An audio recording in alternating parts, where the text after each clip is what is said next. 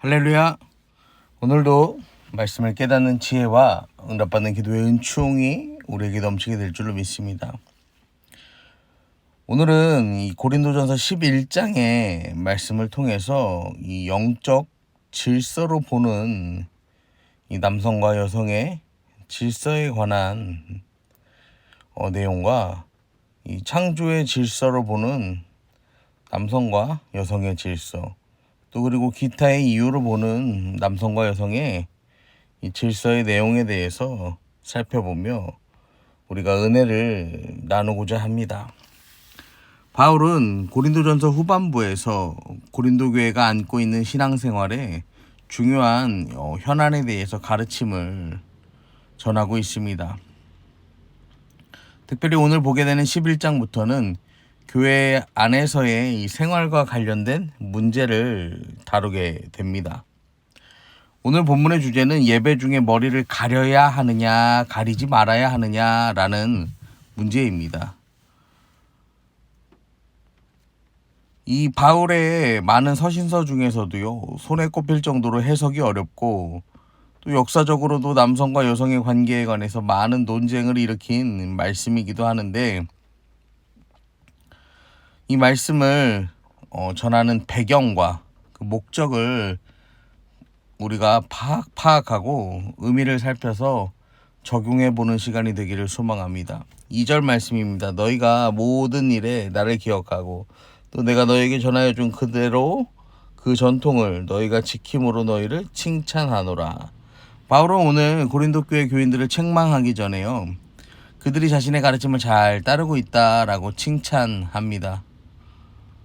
바울은 그들을 형제라고 부르며 쉽지 않은 현실 속에서 바울을 기억하며 그들에게 전해준 복음에 따른 예배의 형식과 삶의 양식을 추구하는 고린도 교회의 성도들을 칭찬합니다. 3절을 보시면 그러나 나는 너희가 알기를 원하노니 각 남자의 머리는 그리스도요 여자의 머리는 남자요 그리스도의 머리는 하나님이시라. 사실 이게 애매한 부분인데요, 해석하기에 따라서요, 남자와 여자의 머리의 길이를 말하는 것으로도 볼 수 있어요. 다만 대체적으로는 머리 가리개를 사용하는 문제로 보는데, 바울은 5가지의 근거를 통해서 여자는 머리를 길게 하고 가리며 남자는 머리를 짧게 하고 가리지 않는 것이 옳다라고 말합니다. 첫 번째는요, 하나님이 세우신 영적인 질서예요. 남자의 머리는 그리스도요, 여자의 머리는 남자요, 그리스도의 머리는 하나님이시다라는 것입니다. 머리는 보통 우리가 통치자나 우두머리의 뜻으로 이해를 하는데요, 그렇게 위계적인 단어로만 해석을 하면요, 이 하나님, 그리스도, 남자, 여자로 이어지는 이 지휘 계통으로 파악하고 여자를 영적으로 열등한 존재로 오해할 수가 있습니다. 그리스도와 하나님은 동등하시기에 머리라는 단어에 담긴 권위라는 의미에 이 출처가 되는 기원이라는 뜻을 더하여 이해하는 편이 훨씬 난데요, 그리스도가 본성상 하나님에게서 나셨으며 남자는 만물이 그로 말미암았다는 말씀에 의거하여서 그리스도에게서 났음을 우리는 알 수가 있습니다. 그리고 창조의 기사에 근거해서 남자는 여자에게서 나왔음을 확인합니다.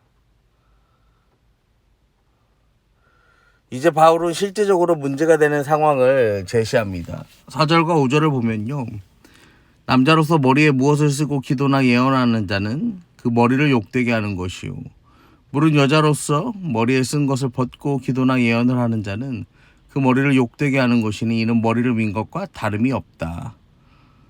이 말씀을 보면 우선 남자나 여자나 다 기도나 예언을 할 수 있음을 봅니다. 특별히 초대교회 안에서 이 예언이라는 것은요, 그냥 우리가 생각하는 그 예언과는 조금 다른데, 복음의 근거를 두고 문제를 해석하는 것으로요, 우리가 오늘날의 설교에 해당한다라고 봐도 무방한 내용입니다. 문제는 남자가 머리에 무엇을 쓰고 기도나 예언을 하면 그 머리인 그리스도를 욕되게 하는 반면 여자가 머리에 무엇을 쓰지 않고 기도나 예언을 하면 그 머리인 남자 혹은 남편을 욕되게 한다라는 표현입니다. 당시 여자들은 기혼자는 자신의 지위와 남편의 지위를 반영하는 의미로 머리를 가리거나 단장하는 관습이 있었습니다.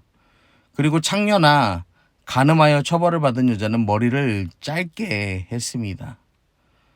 따라서 그러한 행색으로 예배에 참여하는 행위는 남편을 욕되게 하는 것이었습니다.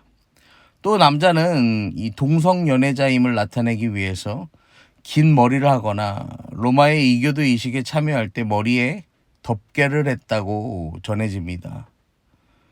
그렇기 때문에 바울은 이러한 행위가 그리스도를 욕되게 하는 것이다 라고 말합니다. 또 6절을 보시면 만일 여자가 머리를 가리지 않거든 깎을 것이요 만일 깎거나 미는 것이 여자에게 부끄러움이 되거든 가릴지니라 라고 말합니다. 이 말씀을 통해서 우리가 생각해 보면 당시에 모든 것이 가하다라는 그런 바울의 복음의 영향으로 인해서요. 복음의 자유를 내세우면서요. 남자 중에는 머리를 길게 하거나 덮개를 하고 여자 중에는 머리를 짧게 하거나 가리지 않고 예배드리던 자들이 있었다라고 추측할 수 있습니다. 그러니까 그리스도인으로서 누리는 자유에 집중하는 바람에 이 그리스도와 다른 사람을 위해서 자기 자신을 제한하는 자유는 의식하지 못했던 것입니다. 여러분, 이것은 절대로 바울이 의도한 바가 아니었어요. 7절부터 9절을 보면 이제 창조의 질서로 보는 남성과 여성의 질서에 대해 이야기하는데 바울은 여자가 머리를 가려야 하는 두 번째 근거를 창조의 기사에서 가져옵니다. 남자는 하나님의 형상과 영광이기 때문에 머리를 가리진 않지만 여자가 남자의 영광이기 때문에 여자는 머리를 가려야 한다라고 주장합니다.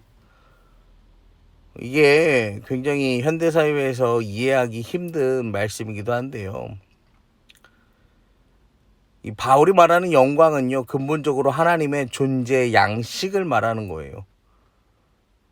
영광을 드러낸다라는 말은요, 만들어진 존재가 만든 이의 속성을 나타낸다라는 뜻이에요.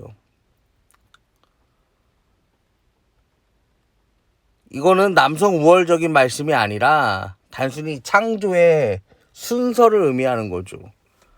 여자가 남자에게서 나왔기 때문에 그 존재의 속성을 드러낸다. 그래서 여자가 남자의 영광이다 라고 이야기를 하는 것입니다. 여자가 남자를 위하여 지음 받았다고 하지만요, 돕는 배필이란 단어를 통해서요, 이것은 종속적인 의미가 되어서 돕는다는 의미가 아니라 시혜적인 의미로서 우리가 서로 돕고 서로가 의지하는 그 돕는 배필임을 기억하시기를 바랍니다. 마지막으로 기타의 이유로 보는 남성과 여성의 질서에 대해서 이야기합니다. 바울은 이 세 번째 동거로 천사들을 제시합니다. 디모데전서 5장 21절 말씀을 보면요, 하나님과 그리스도 예수와 택하심을 받은 천사들 앞에서 내가 엄히 명한다 라고 이야기해요. 바울의 이런 표현처럼 천사들을요, 이 성도들의 행위의 증인으로 보는 사고가 그 당시에는 있었습니다. 이 오늘 본문을 직역하면요, 여자는 그 머리의 권세를 가져야 한다라고 직역할 수 있어요. 여기에는 굉장히 많은 이 해석이 따르는데 11절과 12절 말씀을 보면은 그러나 주 안에는 남자 없이 여자만 있지 않고 여자 없이 남자만 있지 아니하니라. 이는 여자가 남자에게서 난 것 같이 남자도 여자로 말미암아 났음이라. 그리고 모든 것은 하나님에게서 났느니라 라고 이야기합니다. 첫 여자인 하와는 남자에게서 났지만 이후 모든 남자는 여자에게서 났다고 말함으로요. 성별의 차이를 없애고 남자와 여자 모두 하나님으로부터 났다라고 말함으로써 하나님과 사람의 차이도 없애듯이 바울은 말합니다. 여러분, 하나님의 자녀로 새롭게 거듭난 인생, 우리의 인생은요, 하늘의 존재로 살아가는 것이지 이 땅에 매여서 묶인 존재로 살아가는 것이 아님을 여러분 기억하시기를 바랍니다. 이제 바울은 이 일을 스스로 판단하라고 우리에게 이야기합니다.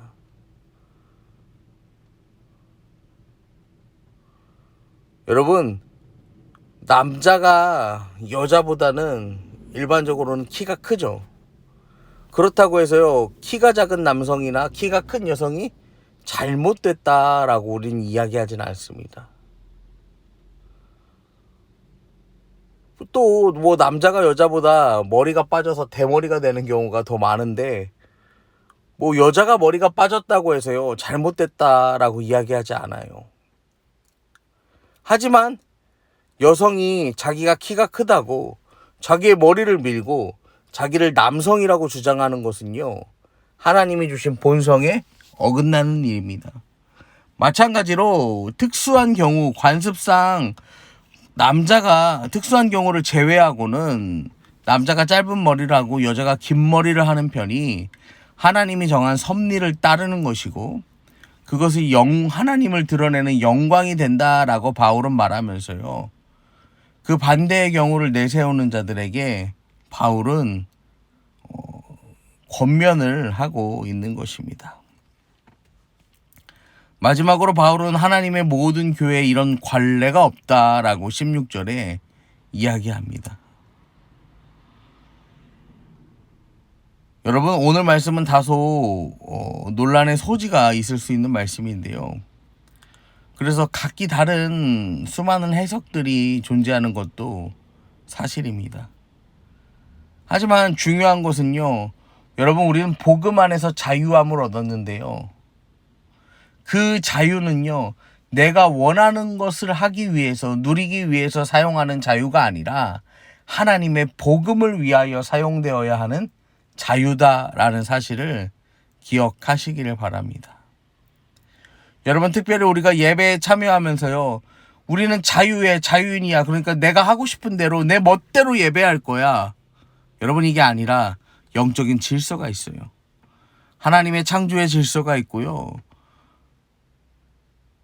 이 질서 안에서요, 하나님의 영광을 위해서요 살아가는 저와 여러분 되기를 소망합니다. 여러분, 예수님은요 누구보다 자유를 지니신 분이었지만 누구보다 그 자유를 제한하셨어요. 가장 낮고 천한 자리로, 순종과 섬김의 모습으로,